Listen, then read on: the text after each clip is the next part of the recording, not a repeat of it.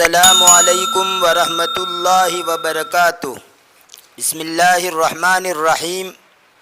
سامعین و ناظرین، الحکایات التی فیہا دروس و عبر للمعتبرین کے سلسلے کی 15 حکایت آپ کے سامنے پیش کی جا چکی ہے۔ آج کے اس ویڈیو میں اسی سلسلے کی ایک حکایت پیش کی جا رہی ہے۔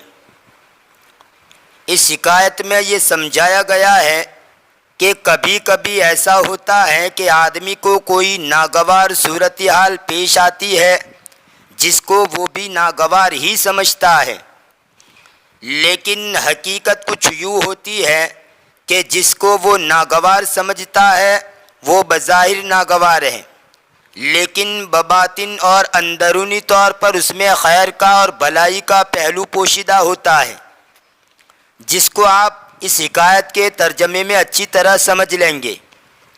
اس سے پہلے بھی اس قسم کی ایک حکایت جس کا ٹائٹل اور عنوان تھا لعلہ خیر بیان کی گئی تھی، اس میں بھی اسی کو بیان کیا گیا ہے، اس کو بھی دیکھ لیا جائے تاکہ یہ حقیقت اچھی طرح آپ کی سمجھ میں آ جائے۔ لہذا اللہ تبارک و تعالیٰ کی طرف سے جو بھی حالات ہم پر آتے ہیں وہ سراسر خیر اور بھلائی پر مبنی ہوتے ہیں، کیونکہ اللہ تبارک و تعالیٰ کی ذات حکیم ہے، حکمت والی ہے، اس کا کوئی کام حکمت سے خالی نہیں ہوتا۔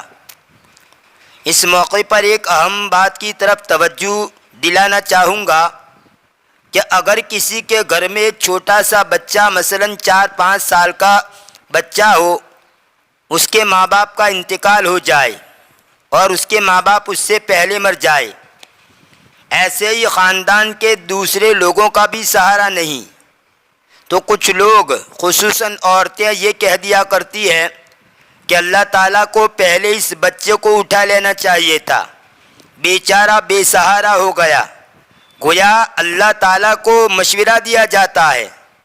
نعوذ باللہ، نا سمجھی کے اندر، نادانی کے اندر گویا اللہ تعالیٰ کو مشورہ دیا جا رہا ہے کہ اللہ تعالیٰ نے یہ کام اچھا نہیں کیا۔ ارے کیا معلوم اس میں خدا کا کیا راز پوشیدہ ہو، ہم تو اپنے اعتبار سے دیکھتے ہیں، لیکن اس کے اندر خدا کا کیا راز ہو اور خدا کی اس کے اندر کیا راز پوشیدہ ہو وہ ہم نہیں جان سکتے۔ لہذا اس قسم کی بکواس سے بچنا چاہیے۔ خدا کے فیصلوں کی حکمت تک ہماری پہنچ نہیں جا سکتی، اللہ کے ہر فیصلے پر راضی رہنا چاہیے، چاہے بظاہر وہ ہماری سمجھ میں آئے کہ نہ آئے۔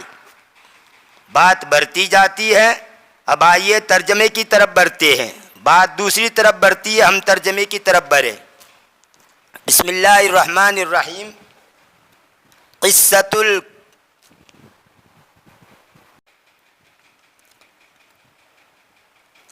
الکلب والدیک والحمار، کتے اور مرغے اور گدھے کی کہانی۔ کلبن کا معنی کتا، اس کی جمع آتی ہے کلابن۔ دیکن کا معنی مرغا، اس کی جمع آتی ہے دیوکن۔ حمارن کا معنی گدھا، اس کی جمع آتی ہے حمیرن اور حمورن، دونوں جمع آتی ہے۔ کان رجل بالبادیۃ لہو حمار وکلب ودیکن، ایک آدمی جنگل کے اندر تھا، ایک آدمی جنگل میں تھا، جنگل میں رہتا تھا، اس کا ایک گدھا اور ایک کتا اور ایک مرغا تھا۔ وَكَانَ الدِّيكُ يُوقِظُهُمْ لِلصَّلَاةِ، اور مرغا ان کو جگاتا تھا نماز کے لیے، نماز کے لیے۔ وَالْكَلْبُ يَحْرِسُهُمْ، اور کتا ان کی نگرانی کرتا تھا۔ وَالْحِمَارُ يَنْقُلُونَ عَلَيْهِ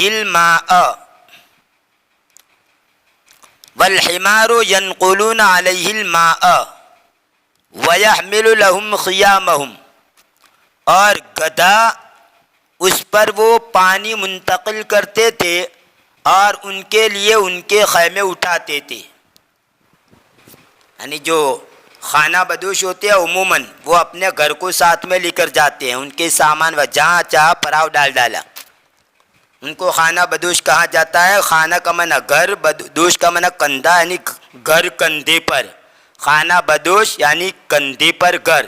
تو جو لوگ سامان وغیرہ ساتھ میں لے کر جاتے ہیں، جس جگہ پر پراؤ ڈال دیا، پھر وہاں سے دوسری جگہ گئی وہاں پراؤ ڈال دیا، تو ان کو کہا جاتا ہے خانہ بدوش۔ وَيَحْمِلُ لَهُمْ خِيَامَهُمْ، اور وہ ان کے لیے ان کے خیمے اٹھاتے تھے۔ فَجَاءَ الثَّعْلَبُ، پس ایک لومڑی آئی، فَأَخَذَتْ الدِّيكَ فَحَزِنُوا لَهُ، تو اس نے مرغے کو پکڑ لیا تو وہ لوگ اس کی وجہ سے غمگین ہو گئے۔ وَكَانَ الرَّجُلُ صَالِحًا، اور آدمی جو تھا وہ نیک تھا، صالح تھا، صالح یعنی نیک، اور آدمی جو تھا وہ نیک تھا۔ فقال، تو اس نے کہا، عسیٰ ان یکون خیرن، ہو سکتا ہے کہ وہ بہتر ہو۔ عسیٰ ان یکون خیرن کا معنی ہو سکتا ہے یہ کہ وہ بہتر ہو۔ قرآن کریم کے اندر ہے عسیٰ ان تکرہوا شیئا وہو خیر لکم وعسیٰ ان تحبوا شیئا وعسیٰ ان تحبوا شیئا وہو شر لکم۔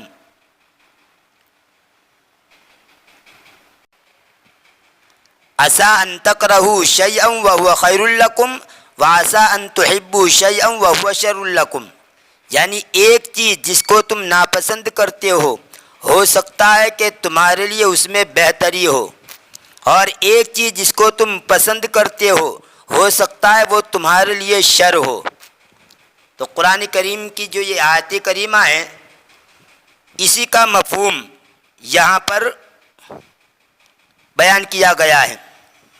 وَقَانَ الرَّجُلُ صَالِحًا، اور آدمی نیک تھا، فقال، تو اس نے کہا، عسیٰ ان یکون خیرن، ہو سکتا ہے کہ وہ بہتر ہو۔ ثم جاء الذئب، پھر بھیڑیا آیا، فخرق بطن الحمار فقتله، خرق یخرق، ضرب یضرب سے پھاڑ دینا، فخرق بطن الحمار فقتله، بس اس نے گدھے کا پیٹ پھاڑ ڈالا، گدھے کا پیٹ چیر دیا، فقتله، پھر اس کو مار ڈالا۔ فقال الرجل، تو آدمی نے کہا، عسیٰ ان یکون خیرن، ہو سکتا ہے کہ وہ بہتر ہو، یعنی کتے نے مرغے کو اٹھا لیا تب بھی کہا کہ بہتر ہو سکتا ہے یہ بہتر ہو، بھیڑیے نے گدھے کا پیٹ چیر دیا تو کہا ہو سکتا ہے اس میں بہتری ہو۔ ثم بعد ذلك قتل الکلب، پھر اس کے بعد اس نے کتے کو بھی مار ڈالا۔ فقال الرجل، تو اس نے آدمی نے کہا، عسیٰ یکون خیرن، ہو سکتا ہے کہ وہ بہتر ہو۔ فتعجب الناس من حاله فهو یحمد اللہ علی کل شیء، حمد یحمد سمیع اسمہ سے، اس کا معنی ہوتا ہے تعریف کرنا۔ پس لوگوں نے اس کی حالت سے تعجب کیا۔ کیوں تعجب کیا؟ کہ وہ اللہ کی تعریف کرتا ہے ہر چیز پر، ولا یعترض ابدا علی اقدار اللہ جل وعلا، اور وہ کبھی اعتراض نہیں کرتا ہے اللہ کی تقدیر پر، یعنی نقصان ہو رہا ہے، اس نقصان کے اوپر بھی اللہ کی تعریف کر رہا ہے اور اس پر کوئی اعتراض نہیں کر رہا ہے۔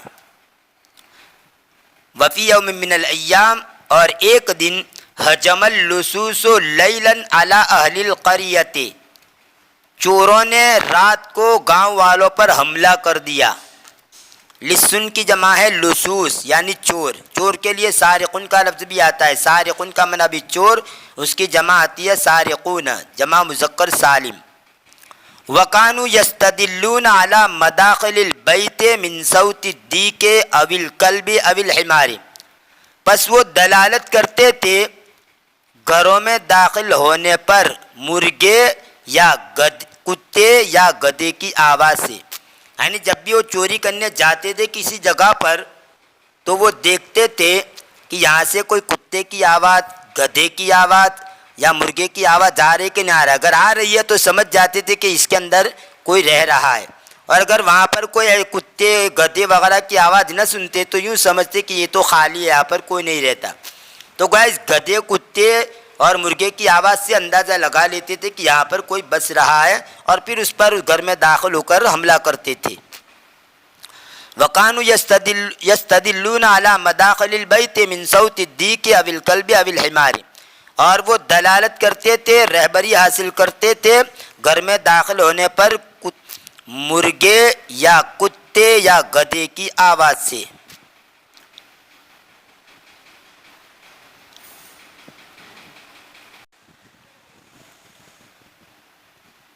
فسرقوا كل البيوت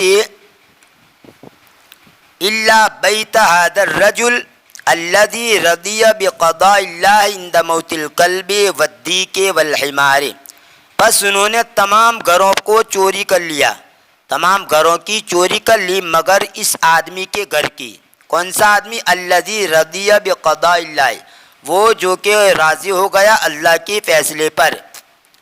عند موت الکلب والدیک والحمار، کتے اور مرغے اور گدھے کی موت کے وقت، یعنی کتا مر گیا، مرغا مر گیا، گدھا مر گیا، تب بھی وہ اللہ کے فیصلے پر راضی رہا اور یہ کہا کہ اس میں بھی اللہ کی کوئی حکمت ہوگی، اور حکمت ہی نکلی۔ اگر یہ کتا وغیرہ باقی رہتے تو ظاہر سی بات ہے وہ آواز کرتے، اور آواز کرتے تو یہ چور وہاں پر جا کر اس کے گھر کو اندر بھی چوری کر لیتے۔ فکان الخیر کل الخیر فی موتہم بدلا من ان یسرق اللصوص اموالہ و اولادہ کما فعلوا باہل الدیار الاخری، بس بلائی ان کے مرنے میں مکمل طور پر بلائی تھی، بس بلائی مکمل طور پر ان کے مرنے میں تھی، بجائے اس کے کہ یہ چور اس کے مالوں کو اور اس کی اولاد کو چوری کر لیتے جیسا کہ انہوں نے کیا دوسرے گھر والوں کے ساتھ۔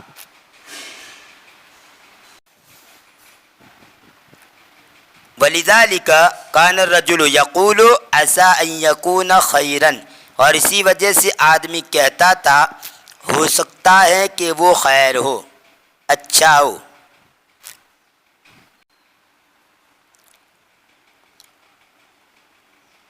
اب حکایت سے جو سبق ملتے ہیں وہ بیان کر رہے الدروس المستفادۃ ان المسلم لا بد ان یرضى بقضاء اللہ فی کل الاحوال، کہ مسلمان اس کے لیے ضروری ہے کہ وہ اللہ کے فیصلے پر راضی ہو جائے ہر حالت میں۔ مسلمان ضروری ہے کہ وہ راضی ہو جائے اللہ کے فیصلے پر، بقضاء اللہ یعنی اللہ کے فیصلے پر، فی کل الاحوال ہر حالت میں، تو ہر حالت میں اللہ کے فیصلے کے اوپر راضی رہے۔ اللہ نے مالدار بنایا ہے تو مالداری کے حقوق ادا کرتے ہوئے اس پر راضی رہے، اور اگر اللہ نے کسی کو غریب بنایا ہے تو غربت پر راضی رہتے ہوئے اللہ کے فیصلے پر راضی رہے۔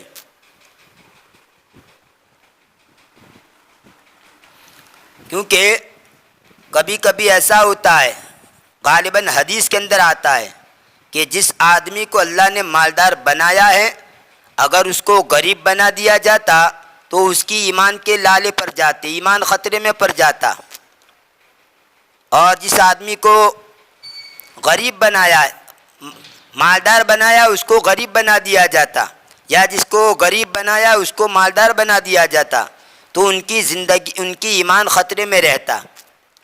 اس لیے کہ کبھی کبھی مالداری جو ہوتی ہے وہ سرکشی پیدا کر دیتی ہے، کچھ لوگوں کے اندر مالداری سرکشی پیدا کر دیتی ہے۔ اسی لیے تو حدیث کے اندر یہ الفاظ آتے ہیں کہ ایسی مالداری سے بھی پناہ مانگنی چاہیے جو سرکشی پیدا کر دے، آدمی کو گھمنڈ کے اندر مبتلا کر دے، ایسی مالداری سے بھی پناہ مانگنی چاہیے۔ اور کبھی کبھی ایسا ہوتا ہے کہ فقر و فاقہ کی وجہ سے آدمی ایمان تک کو دھو بیٹھتا ہے۔ ہمارے سامنے یہ تو ضرور ہے کہ اللہ کے رسول فاقہ والی زندگی گزارتے تھے، فقر و فاقہ کو برداشت کرتے تھے، تو فقر کے سلسلے کے اندر ہم حدیث فضیلت کے سلسلے کے اندر سنتے ہیں کہ فقر بڑی فضیلت ہے، اللہ کے رسول کے گھر کے اندر 2 مہینے تک چولہے نہیں جلے۔ بالکل بات صحیح ہے، 2 مہینے تک اللہ کے رسول کے گھر میں چولہا نہیں جلتا تھا، فقر و فاقہ کی زندگی۔ لیکن آخر دوسرے پہلو کو بھی دیکھیے، اللہ کے رسول کی ایک حدیث ہے قاد الفقر ان یکون کفرا، کہ کبھی کبھی آدمی کے اوپر فاقہ کی نوبت آ جاتی ہے، انتہائی غربت کے اندر ہو جاتا ہے، تو کسی کی لالچ کے اندر آ کر ایمان کو بھی دھو بیٹھتا ہے۔ تو صرف ایک پہلو پر نظر نہیں رکھنی چاہیے، دوسرے پہلو کو بھی دیکھنا چاہیے۔ کسی کے لیے فقر و فاقہ اچھی چیز ہوتی ہے، لیکن جو ایمان کا کمزور ہوتا ہے، ایمانی کمزوری والا ہوتا ہے، وہ کمزور ایمان والا جو دو ٹیکوں کے اندر اپنے ایمان کو بیچ دیتا ہے۔ تو خیر اللہ نے جس حال میں رکھا اسی حال میں راضی رہنا چاہیے۔ وَذَلِكَ لِأَنَّ اللَّهَ أَرْحَمُ بِهِ مِنْ رَحْمَةِ الْأُمِّ بِطِفْلِهَا الرَّضِيعِ، اور وہ اس لیے کہ اللہ اس پر زیادہ مہربان ہے ماں کی مہربانی سے۔ اس کے دودھ پیتے بچے کے ساتھ ماں کو جو مہربانی ہوتی ہے، اس سے بھی زیادہ مہربان اللہ تعالیٰ کی ذات ہیں۔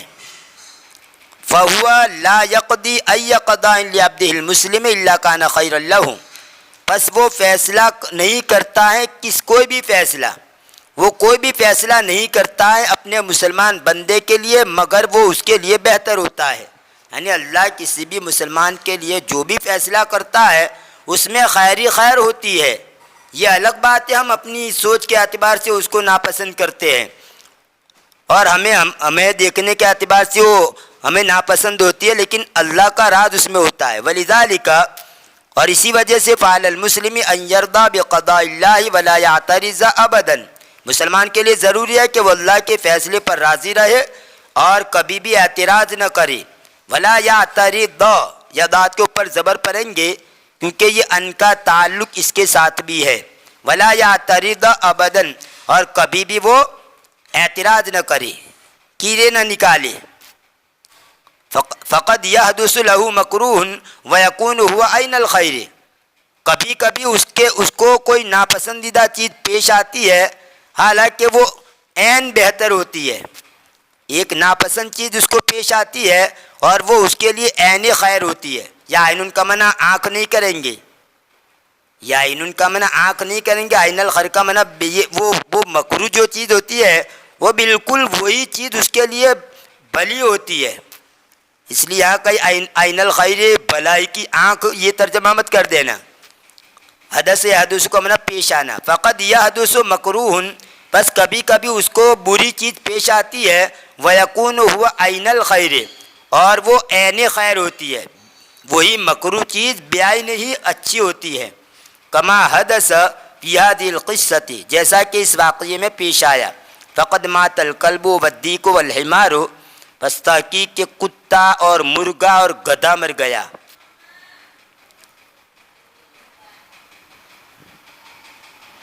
وہذہ مصیبت، اور یہ مصیبت ہے دیکھنے میں، لیکن اذا نظرنا الی انہ کان من الممکن ان یاتی اللصوص فیسمع صوت احدہم فیدخل البیت فیسرق الاموال ویاخذ الاولاد، لیکن جب ہم دیکھیں اس بات کی طرف کہ ممکن ہے کہ چور آئے پھر وہ سنے ان میں سے کسی کی آواز کو تو وہ اس میں گھر میں داخل ہو جائے، پھر مالوں کو چوری کر لے اور اولاد کو پکڑ لے۔ اگر اس حیثیت سے دیکھے کہ یہ ہو سکتا ہے کہ اس گھر کے اندر کتے نے آواز لگائی، مرغے نے بانگ لگائی، گدھا چلایا، تو چوری کر کے چور جو ہے اس کا اندازہ کر لیں گے کہ یہاں پر کوئی بستہ ہے، وہ آ کر چوری کر کے اور لڑکوں کو پکڑ کر لے جاتے۔ اس نظر سے اگر دیکھیں تو اس میں بہتری ہے۔ علمنا حینئذ ان موت الکلب والدیک والحمار کان نعمتا عظیمتا، تو ہم جان لیں گے اس وقت کہ کتے کی اور مرغے کی اور گدھے کی موت یہ ایک بہت بڑی نعمت ہے۔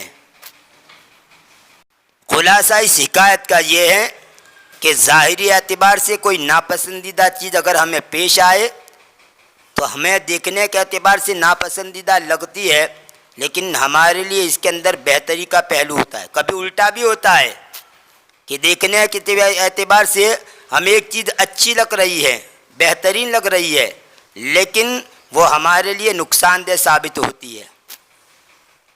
یہ تھا الحکایات التی فیہا دروس و عبر للمعتبرین کے سلسلے کی حکایت نمبر 16۔